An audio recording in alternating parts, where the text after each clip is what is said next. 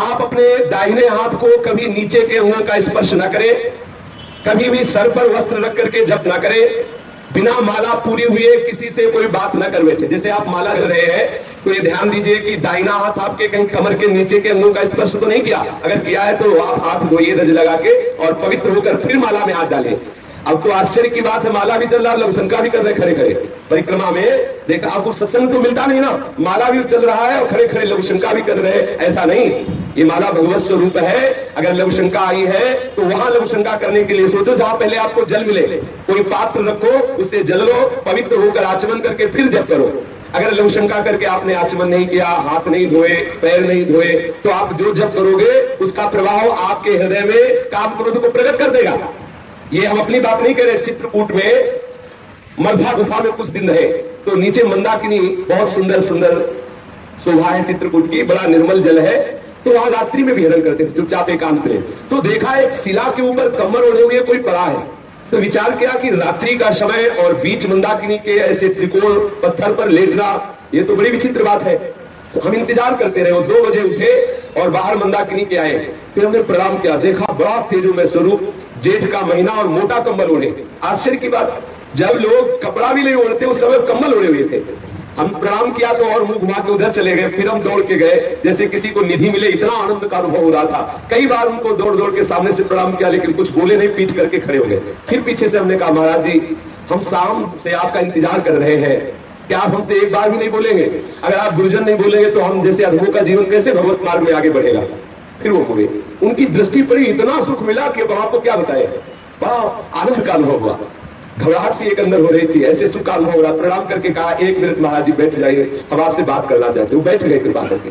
गले में तुलसी की कंठी थी, कोई तिलक नहीं था, एक लंगोटी थी और ऊपर से काला कंबल मोटा ओढ़े हुए थे। प्रार्थना की कि महाराज जी आप हमारे कल्याण के लिए कृपा करके कुछ बोल दीजिए। बस अपनी तरफ से बोले थे कि जो तुम्हें गुरु मंत्र मिला है पवित्र अवस्था में उसका जप कीजिए। अगर अपवित्र अवस्था में जप करोगे तो काम वेदना प्रकट हो जाएगी और असहनशीलता आ जाएगी आपके हृदय में। हमने कहा मंत्र जपने पर भी? बोले हाँ, यदि अपवित्र अवस्था में मंत्र जपा जाएगा तो काम वेदना प्रकट हो जाएगी और असहनशीलता आ जाएगी, अर्थात क्रोध प्रकट हो जाएगा। यद्यपि हमने ये बात कहीं पढ़ी नहीं है लेकिन उन महापुरुष के मुख से सुना, वो वेदों से भी ज्यादा प्रमाणित है क्योंकि उनका जीवन इतना मंगलमय और पवित्र। जो पूज्य श्री राजेंद्र दास जी के यहाँ तबला बजाते हैं ना, वो युगल किशोर, वो भी उनको भी दर्शन कराए थे, वो भी देखा था उन संत को, उनसे पूछ लेना कितने तेजस्वी और तपस्वी महापुरुष थे। उन्होंने कहा कि यदि आप अपवित्र दिशा में गुरुमंत्र का जप करेंगे तो गुरुमंत्र आपके हृदय में काम वेदना प्रकट कर देगा और असहनशीलता आ जाएगी। इसलिए मंत्र जपने वाले को बहुत सावधान रहना चाहिए, सदैव पवित्र रहना चाहिए। लघुशंका करे तो जल का प्रयोग करे, शौच में जाए तो कमर के नीचे कम से कम स्नान जरूर करे। 2 बार तो पूरा स्नान करे और अगर कई बार जाना पड़े, कोई रोग है तो कमर के नीचे जरूर। और सूती वस्त्र जितने भी धारण किए वो शौच के बाद उनको धोना चाहिए। ऐसे नहीं है कि आप सब कपड़ा पहन के गए शौच ले आए। बस कुछ लोग तो यहाँ दर्शन होता है ऐसे रज छूते, ऐसे छू लिया और बस टोटी में ऐसे, ऐसा नहीं। कम से कम जब बिल्कुल कम तो 7 बार बायां हाथ धोइए, फिर उसी बाएं हाथ से रज लेकर हाथ पैर में रज लगाकर धोइए पैर में, फिर दोनों हाथ मिला करके कम से कम 5 बार रज से धोइए। आप सोचेंगे कि ये तो नाली जाम करवा देंगे हमारे बाथरूम की। थोड़ा थोड़ा रज ले लीजिए। पहले अगर साबुन लगाना है तो पहले रज के बाद साबुन मत लगाइए, रज परम पवित्र है। जितनी आप पवित्रता का निर्वाह करेंगे उतने ही आपके हृदय में मंत्र प्रकाशित होगा। जिसका शरीर अपवित्र है, मन पवित्र है तो मंत्र कहां प्रकाशित होगा? इसलिए अपवित्र हाथ से कभी दाहिने हाथ को नीचे के अंगों का स्पर्श नहीं होने देना चाहिए। अगर करिए तो फिर रज लगा के धोइए। और कभी सर पे वस्त्र रख करके मंत्र नहीं जपना चाहिए। मंत्र जपते समय सर खाली होना चाहिए और बिना माला पूरी हुए कोई भी आवश्यक बात हो तो भी नहीं करना चाहिए।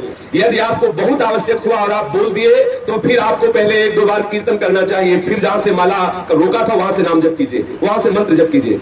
1-2 बार जो गुरु प्रदत्त नाम है उसका कीर्तन कीजिए, जोर से उच्चारिए। जैसे संन्यास मार्ग वाला है तो प्रणव का उच्चारण करे, अपने वैष्णव जन है, रसिक जन है तो इष्ट का नाम उच्चारण करे पश्चाताप के रूप में कि हाय माला छोड़ के मुझे बात करनी पड़ी। यदि आप अनावश्यक बोल गए, संसारिक बात बोल गए तो आपके जप का प्रभाव आपके हृदय में नहीं पड़ेगा। माला बिना पूरी हुए यदि आप बीच में बिना आवश्यक की बात बोल गए तो माला का प्रभाव आपके चित्त में नहीं पड़ेगा। इसलिए अपने लोगों के ऊपर कोई प्रभाव नहीं पड़ रहा। माला लिए प्रपंच की बात कर रहे हैं, माला लिए हैं दूसरे की निंदा कर रहे हैं, माला लिए हैं संसारिक बातें कर रहे हैं। सावधान, जितने समय जप में बैठो तो सिर्फ जप में हो। अगर आप हर समय जप कर रहे हैं तो आज जब तक माला पूरी ना हो जाए तब तक बात न करें, और बात भी करें तो भागवतिक बात होनी चाहिए, अनावश्यक बेकार की बातें नहीं होनी चाहिए। जब आप अनावश्यक कोई बात कर ले तो नाम कीर्तन करके ही माला प्रारंभ करें। और ध्यान रखें, जब जप पूरा हो जाए तो आचमन करके किससे इससे बोले, और जब बात पूरी हो जाए तो आचमन करके फिर जप करें। ये मंत्र जप का विधान है। नाम जप में भी जब तक माला पूरी ना हो तब तक बीच में नहीं बोलना चाहिए। यदि जप करते समय आप अश्लील शब्द बोलेंगे, गंदे शब्द बोलेंगे, तो आपका जप हृदय में प्रकाशित नहीं होगा। यदि जप अपवित्र जगह में बैठ के करेंगे तो आपका मंत्र प्रकाशित हृदय में नहीं होगा। वृंदावन धाम में तो सब परम पावन है, कहीं भी बैठ के कर सकते हैं। जप करते समय यदि शौच या लघुशंका लगे तो कभी रोकना नहीं चाहिए। यदि रोकोगे तो शौच और लघुशंका का जप होगा, मंत्र का नहीं। इसलिए माला पूरी करके और पवित्र स्थान पे माला विराजमान करके, कई मालाएं यहाँ मिलती है, बोले माला थोड़ी छूट गई है। जानते हो, जिसका माला खो जाता है उसका आधा जप चला जाता है। जितना आपने जीवन में जप किया, माला गया तो आधा जप जो है आपका उसके पास चला गया जो आपकी माला ले लिया।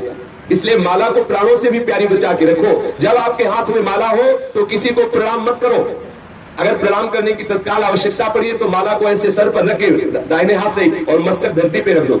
अगर किसी के चरण स्पर्श कर रहे हैं आप दाहिने हाथ से तो फिर पहले हाथ धोइए तब माला में हाथ डालिए। ऐसे नहीं कि ऐसे माला निकालिए, चरण छू लिए, फिर माला में कर लिए, ऐसा नहीं करना चाहिए। माला भगवत स्वरूप है, परम पवित्र है, उसको ऐसे अपवित्र भाव आप किसी के चरण छू के फिर माला में, ऐसा चरण छूने वाले को भी अपराध और छुआने वाले को भी अपराध लगता है। इसलिए सत्संग में कम से कम इतना तो ज्ञान रख लेना चाहिए, आप माला लिए हुए हैं और आप उसी हाथ से चरण छू रहे हैं, उसी हाथ से फिर माला, ऐसा ना कीजिए। अगर किसी को प्रणाम करना है तो पंचांग दूर से प्रणाम कर लो, साष्टांग प्रणाम कर लो, माला को ऐसे सर पे विराजमान कर लो। अगर चरण स्पर्श ही करना है तो माला को गले पे विराजमान करके फिर उनके चरण स्पर्श करो और हाथ धो के फिर माला जप करो, ऐसा करो। जब मंत्र का जप करें तो उसके साथ इष्ट का जरूर चिंतन होना चाहिए। मंत्र का जब कर रहे हो तो इष्ट का चिंतन जरूर होना चाहिए। अपवित्र वस्त्र नहीं होने चाहिए।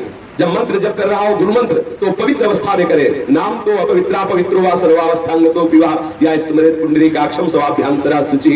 नाम तो किसी भी अवस्था में आप जप सकते हैं, चाहे पवित्र हो चाहे पवित्र हो, नाम तो परम मंगलमय है। पर नाम के साथ भी ये नियम है कि बिना माला पूरी हुई आप नाम की और बीच में मत बोलिए। नाम के साथ ये नियम है कि नाम जपते हुए कोई अश्लील वचन, कोई गाली, पूज्य बाबा सिमरिया बाबा जी महाराज कहते हैं जो नाम जप करते हैं माला से और फिर वो गाली देते हैं उनको कभी नाम सिद्ध नहीं होगा। नाम जप करने वाले अगर गाली बकेंगे तो कभी नाम जप सिद्ध नहीं होगा। नाम जप करने वाले गंदी बातें जिह्वा से बोलेंगे कभी नाम जप सिद्ध नहीं होगा। नाम जप करने वाले मसाला खाएंगे, बीड़ी पिएंगे, सिगरेट पिएंगे, भांग खाएंगे, चिलम पिएंगे, कभी नाम सिद्ध नहीं होगा। ये सब व्यसन छोड़ करके नाम जप करते समय इधर उधर देखना, आसपास थूकना, व्यर्थ के कार्य करना। अब जैसे बैठे हैं पैर हिला रहे हैं, नाम माला चल रहा पैर हिला रहे हैं। हाँ, अगर नाम सुमिरन कर रहे हैं माला से नहीं भी तो तिनका तोड़ रहे हैं, नहीं तो धरती में ऐसे लिख रहे हैं, ऐसे कर रहे हैं। ये सब चंचलता पूर्वक जो क्रियाएं हैं इनका त्याग कर। बैठे बैठे ऐसे तिनका तोड़ते रहते हैं, ऐसे धरती को खरोचते रहते हैं, मुंह में कपड़े चबाते रहते हैं, पैर हिलाते रहते हैं, इधर उधर आंखें करते रहते हैं, ये सब भजन के विघ्न है, ऐसा नहीं करना चाहिए। और जप में बहुत जल्दी जल्दी जिह्वा नहीं चलानी चाहिए। जप करते समय धीरे धीरे जप का जो मंत्र है उसका एक एक अक्षर ध्यान करते हुए, जैसे अपने को राधा बोलना है तो राधा पूरा हमारे मानस पटल पर राधा नाम दिखाई दे रहा है और कान में सुनाई दे रहा है। फिर हम आगे की जो आगे की मन का है, जो तुलसी का आगे का गुड़िया, वो तभी हम करेंगे जब एक नाम सुन लेंगे और उसको देख लेंगे। तब भले संख्या में कम हो लेकिन ऐसा आपको लाभ मिलेगा। यदि आप जल्दी करोगे तो देख लो पूरा का पूरा माला निकल जाएगा, आप क्या जब गया आपको खुद पता नहीं चलेगा। ऐसे भी जब होता है पूरा माला निकल गया और संसार का चिंतन चल रहा है, एक बार भी नाम का ना तो श्रवण हुआ ना दर्शन हुआ। इसलिए जप में जल्दीबाजी ना करे, धीरे धीरे जप करे, ऐसे मानो आपके नेत्रों के सामने लिखा हो, भले थोड़ा जप हो, आप इसकी चिंता न करें। इस तरह जप करने से आपके हृदय में बहुत बड़ा प्रभाव पड़ेगा, मन चंचलता शून्य हो जाएगा। कभी मंत्र का उच्चारण नहीं करना चाहिए। मंत्र जितना धीमे होगा उतना ही लाभ होगा। जैसे वाचिक मंत्र जपने का विधान नहीं है, उपांश या मानसिक ही जपने का विधान है। अगर वाचिक मंत्र उच्चारण कर दिया तो धीरे धीरे आपके हृदय में आपराधिक प्रवृत्तियां जागृत हो जाएंगी। और आजकल हमारी बुद्धि इतनी भ्रष्ट हो गई है कि हम द्वादशाक्षर मंत्र, पंचाक्षर मंत्रों का कीर्तन करते हैं। भागवत आज में अपने लोग कीर्तन करते हैं द्वादशाक्षर मंत्र का, पंचाक्षर मंत्र का। और शास्त्रीय विधान है, जब गुरु मंत्र दिया जाता था तो घंटा शंख बजाया जाता था। किस लिए? इसीलिए कि मंत्र उच्चारण में सुनाई दे। और गुरु शिष्य दोनों कपड़े से ढक जाते थे। किस लिए? कि कोई होठ हिलता हुआ अंदाज न लगा पाए कि क्या मंत्र दिया। आज हम उन महागुप्त मंत्रों का कीर्तन करते हैं। गायत्री मंत्र, पंचाक्षर मंत्र, द्वादशाक्षर मंत्र। मंत्र का गान करने से मंत्र जो है अमंगल करता है। मंत्र जितना गुप्त रखा जाता है उतना ही वो प्रभावित होता है, और कीर्तन जितना उच्च स्वर से किया जाता है उतना ही मंगल होता है।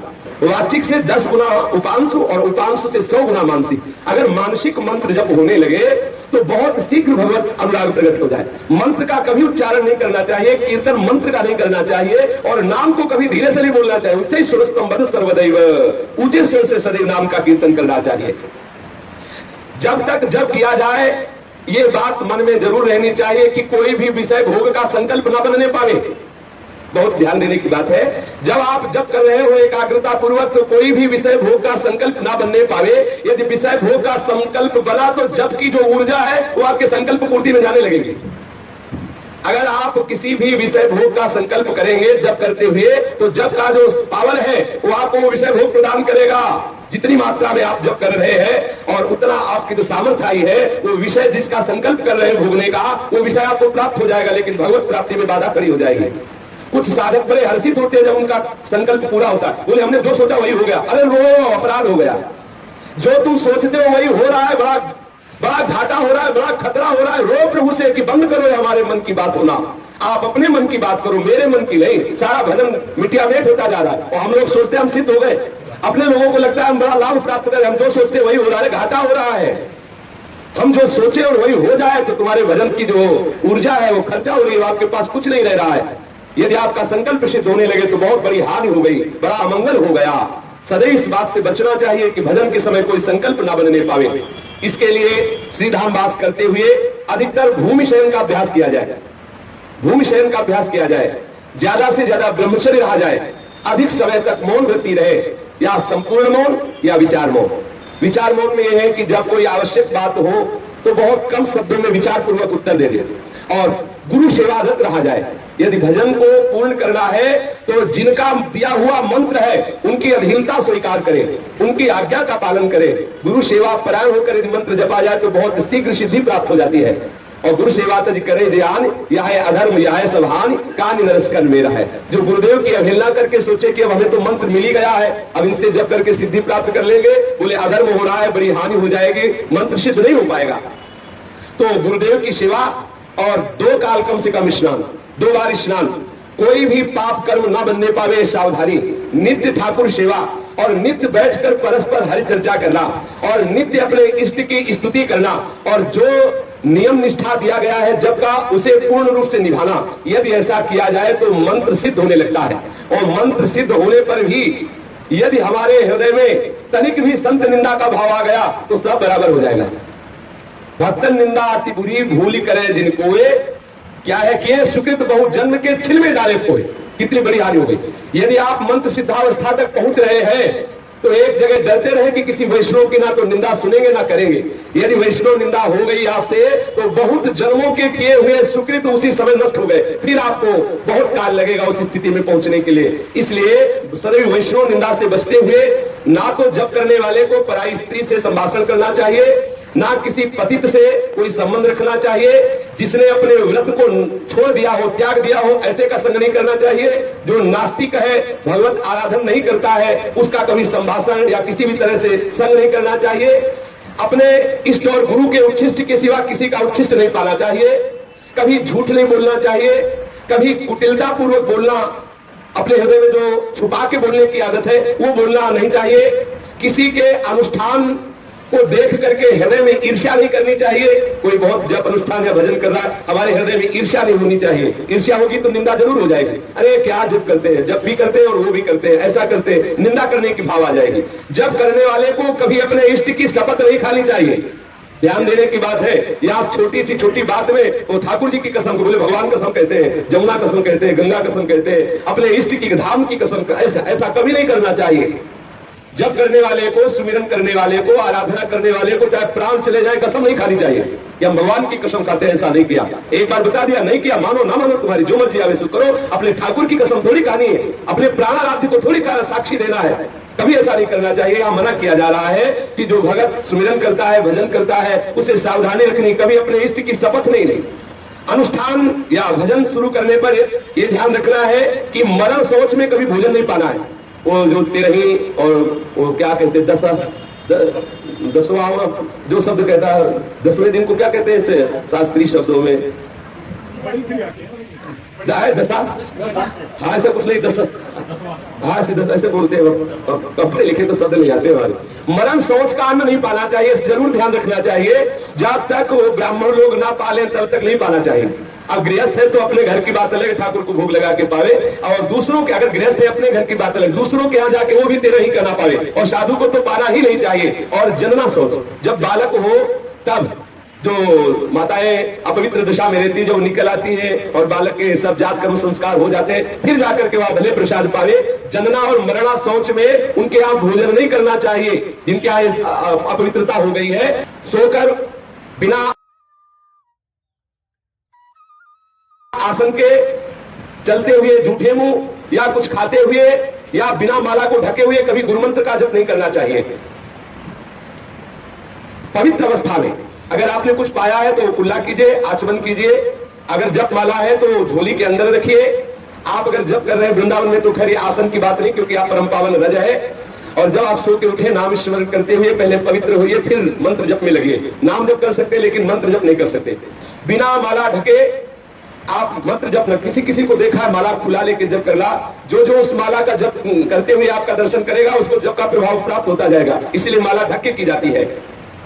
चित्त में कोई भी विषय की व्याकुलता, क्षोभ, भ्रांति, भूख, शरीर में पीड़ा या किसी भी तरह का संकल्प ये हृदय में आ रहा है तो भगवत स्मरण को इतना बढ़ाइए कि भूख का कष्ट मिट जाए, जो भी आपके अंदर अपवित्रताओं का क्लेश हो रहा है वो मिट जाए, जो भी वासना है वो मिट जाए। आप उसका आदर न करके इतना स्मरण तीव्र बढ़ाइए कि सब दब जाए।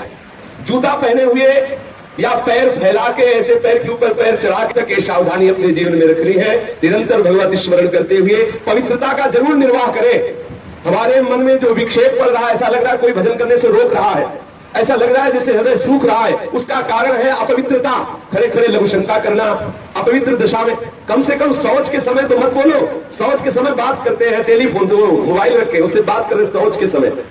कैसे हमारे हृदय में भजन चलेगा यदि अपवित्र हम रहेंगे। भोजन के समय, लघु शंका के समय, शौच के समय, जप के समय, ये सब विशेष मौन रहने की बात होती है। पवित्र होकर भगवत शरणागत होकर के निरंतर स्मरण करते हुए अपने जीवन को मंगलमय बनावे। श्री राधा वल्लभ लाल की।